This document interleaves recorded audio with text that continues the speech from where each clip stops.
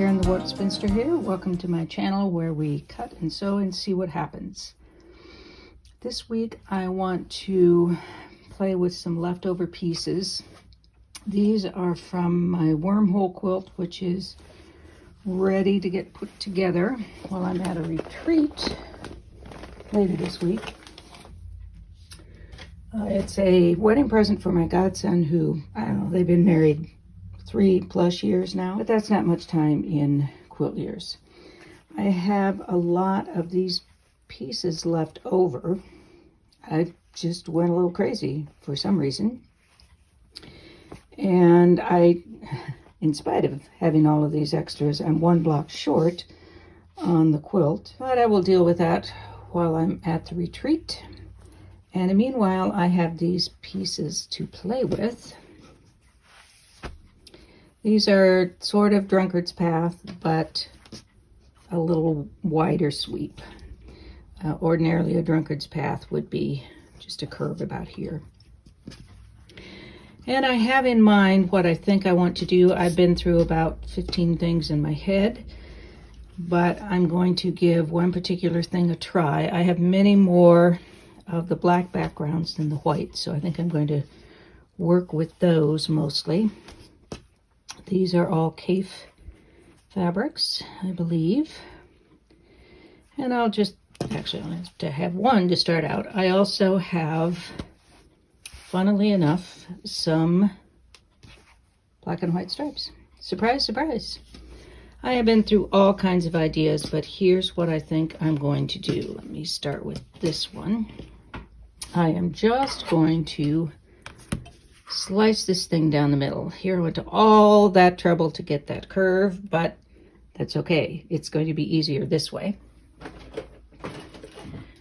Grab my rotary cutter, cut it corner to corner, and then I am going to put a stripe through that. And I think I want it to be a diagonal stripe.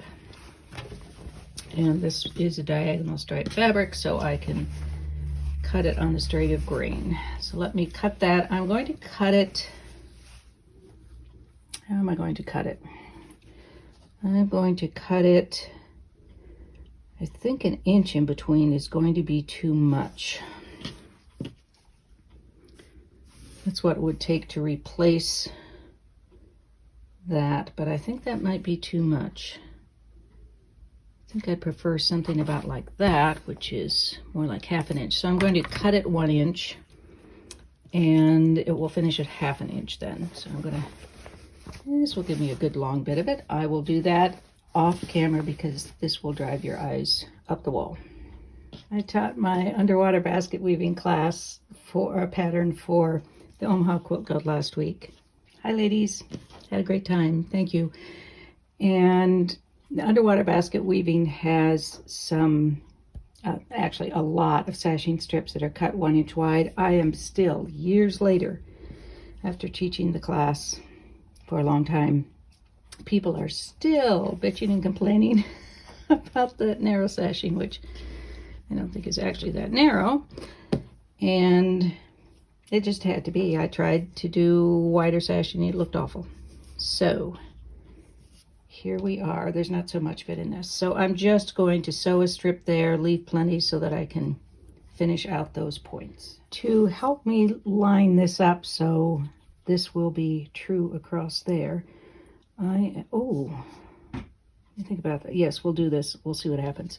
I'm going to, here's the edge of the top piece, and I want it to be 1/4 inch from the edge of this piece. So I'll just line it up there. I think that's a little more than 1/4 inch, and sew that in. I think it'll come out. I have pressed toward the blocks rather than the strip because the darker color will show through on the white of the stripe. So now I'm just going to go in and finish out these points here so that I'm back to a square.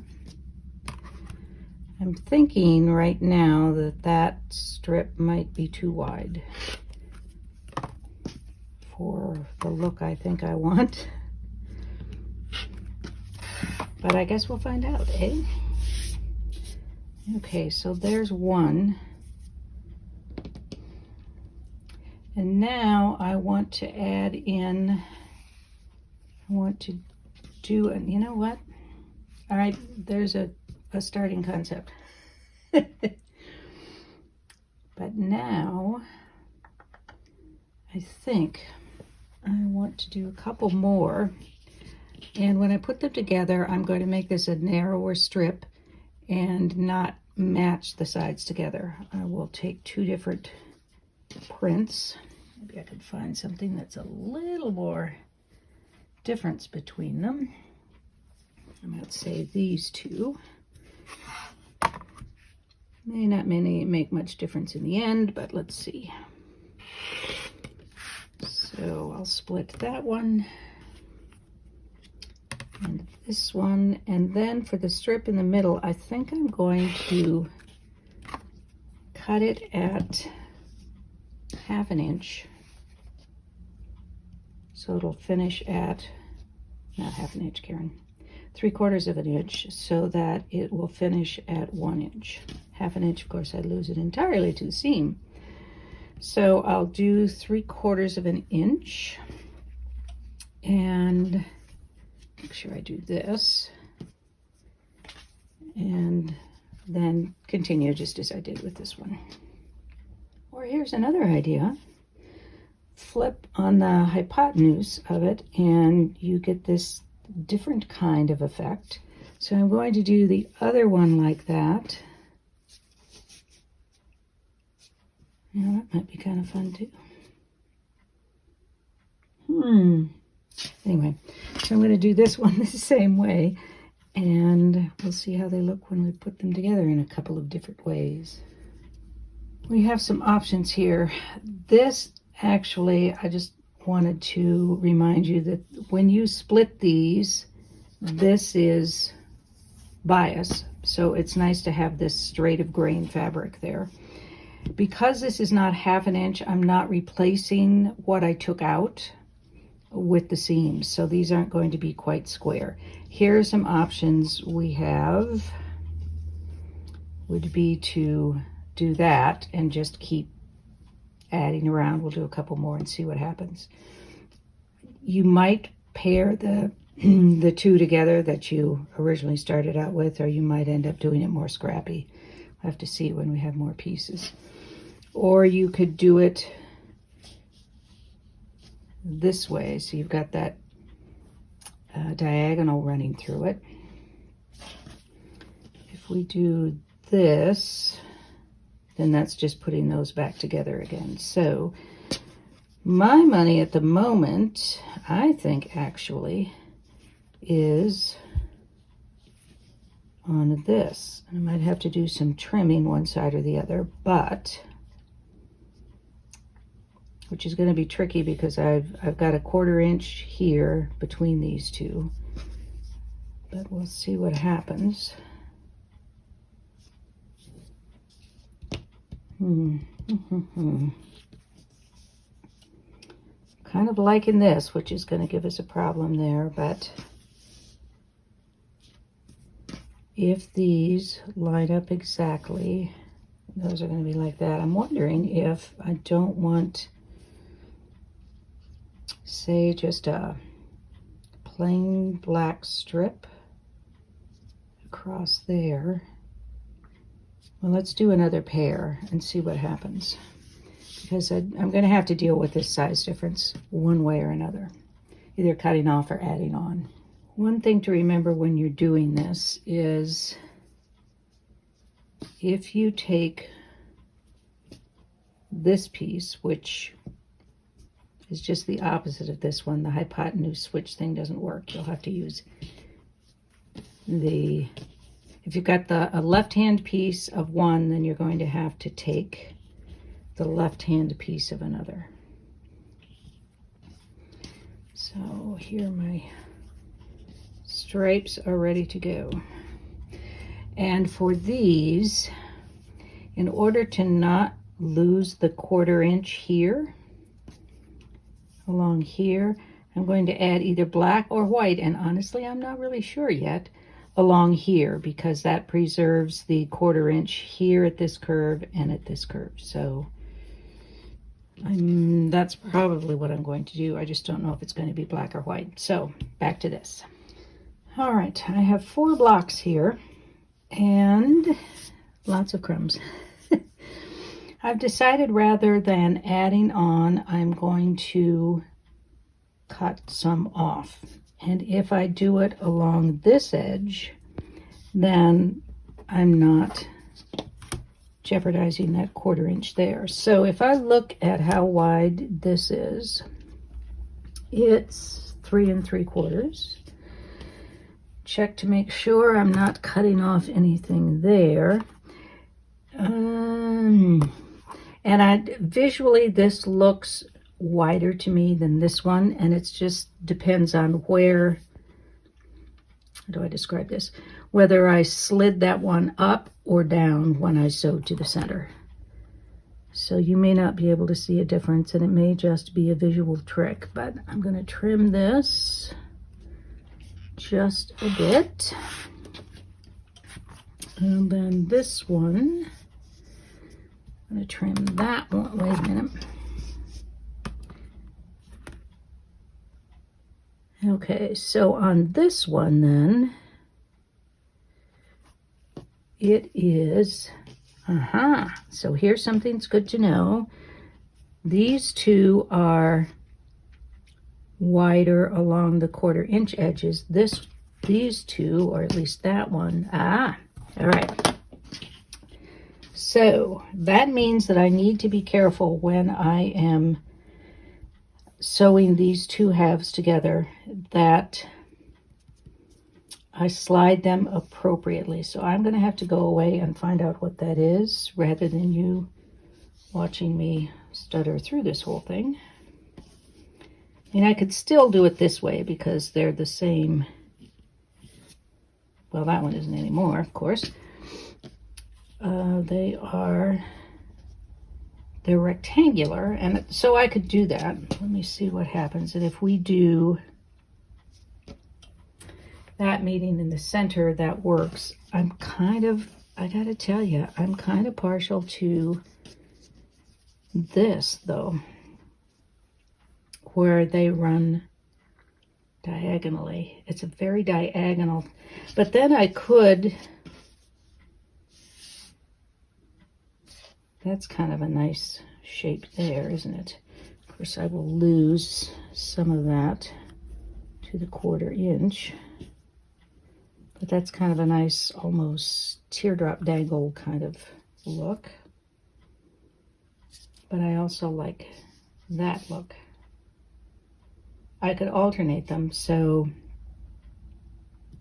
I have some diagonal, and then the diagonal goes a different direction, and maybe then another piece where it goes a different direction. So basically, I need to figure out which way I have to slide these when I'm putting them together, and then make a few more, and I will relate to you, I will report to you on how to slide those so we can get squares, which will give us many more options. And then I'll make some more and we can play with arrangements. I managed to salvage this one, though it's a little funky up there, but the seam will take care of that. I just wanted to get this on mostly to remember this arrangement because I kind of like this. I like this effect in the center. It's of course going to be a little bit different once we do the seam there, but I think it's still kind of a nice pinwheel sort of effect. That seems almost right. I also don't want to bring 4 of these strips into the center. I think it will just be too much bulk there. I just have more plain to do, I guess. Not hating that. It's kind of a flying geese sort of effect with that. Anyway, I'll be back after I fix things. I fibbed. I'm back now. because I tried putting some white in between. I haven't tried it with black yet, but I really like that. It gives the eye a little bit of rest from all of this and ties in with this stripe. Plus, I don't have to be matching up and getting the bulk from these two corners coming together. And for the center, maybe I would do this, or maybe put some black in there, or just leave it white, or do a bright solid color in there. I think I like that better. A little bit of sashing and quarter stones, and this is going to be more of the underwater basket weaving, bitching and moaning. I don't bitch and moan about it, but there are some other people who apparently still kind of hold a grudge. Anyway. Oh, you know what? With these, this is terrible. I'm sorry. I'll let you go soon, I promise. I kind of like having this here, just this little bit as a, I don't know, cross piece kind of thing. And if I did a narrow black border, so there'd be some black going here, and this would still be wide, so I'd have a strip like that, plus some black starting about there. I don't know. My mind is just flying all over today. I imagine you need to go take a break from me. All right, I have been through all kinds of things to get to this point, but I think I've finally figured out what works best for me to be able to trim this so that I'm not losing any of this 1/4 inch between the edge of the curve and the block. So when I sew them together, they aren't going to overlap. Now we have this issue because we cut this 3/4 of an inch. I am not replacing everything that is going into the seams. This is going to finish at 1/4 of an inch, which means that I'm 1/4 of an inch short of this being square in the end. So what I have discovered works best is to sew on one side of the strip, remembering that this is bias, so be careful. And then I line up this other edge, this hypotenuse edge on the other side of this. And then this is hard to see because it's black. I want to put the points, match the points up. So basically I've got about even on both sides here, and the points are pointing to each other, are lined up. Now, because I have that 1/4 inch that I'm missing, and I want to be able to cut on these two edges where I'm not affecting that 1/4 inch, I'm going to take the top one and I'm going to move these slightly together. So these two curved edges, I want to move them a little bit closer. So once I've centered it, then I'm going to shift the top one about 1/8 of an inch closer, and I'm going to flip it over and move this one now about 1/8 of an inch closer. That makes up for that 1/4 inch, and you'll see when I'm ready to trim this how that works. So you're moving them together, but you want to move them equally together so that you end up with something more square after you've trimmed it. All right, because we did that sliding, these are not, it's not square. It's a little longer here, but you can see that when I trim that to make it square, I'm not jeopardizing this 1/4 inch seam here. I'm making that whole curved seam shorter, but it's not, this is still going to be, this will not overlap when I finish. It's not going to be a perfect 1/4 inch. It'll be a little larger, but at least they won't overlap. If there's a little space there, you know, so be it. Now, so first what I want to do is see what width I'm going to need. So this is about not about, it is 3 5/8 inches wide, and this is the narrower side. It's the shorter side. And I want to line that up with the side, make sure that I've got, this is my 3 5/8 inch line here. I'm going to trim this. And now what I want to do really is to pay attention to this centerpiece, because we still want it to come to a point. So I can just trim this up a little over here, make sure those two sides are straight. It's pretty straight. Now I want to be able to, this is a diagonal, so I'm going to put my 45-degree line along that, flip it here, and where's my 45 is here. So I want to run that 45-degree line right down the middle of that, and that's how I know I'm going to come to a correct point here. So now if I turn it this way and use my 45-degree line again, which is right here, and it's running up the middle, and I've got this at, all right, I'm lining up at the top. These two sides have been trimmed already. The shorter, well, they're the longer sides, but the sides that are shorter, that have this 1/4 inch allowance for the seam there, or for the curve. And I'm going to line this up with that at the center. I've got 3 5/8 width here. And with that lined up, I'm going to trim this off. And then I'm going to turn it, again, line up the 45-degree line, and now it's going to line up at the 3 5/8 inch mark, with that running up the center. Trim that, and now it's a 3 5/8 inch square, and these points, that's running through the middle of that center strip. I can't tell you, I don't know why it was that hard for me to figure it out, but there we are. Now we have it. And I have both of these, so I can start playing with them. I'm going to make some more and show you some photos of how I begin to arrange them. So that's going to be it for today. Thank you for joining me, and I hope I will see you next week when again we cut and sew it, see what happens. Who knows what we're going to cut. I hope to see you then. In the meanwhile, be safe, be happy, be quilting. Peace out.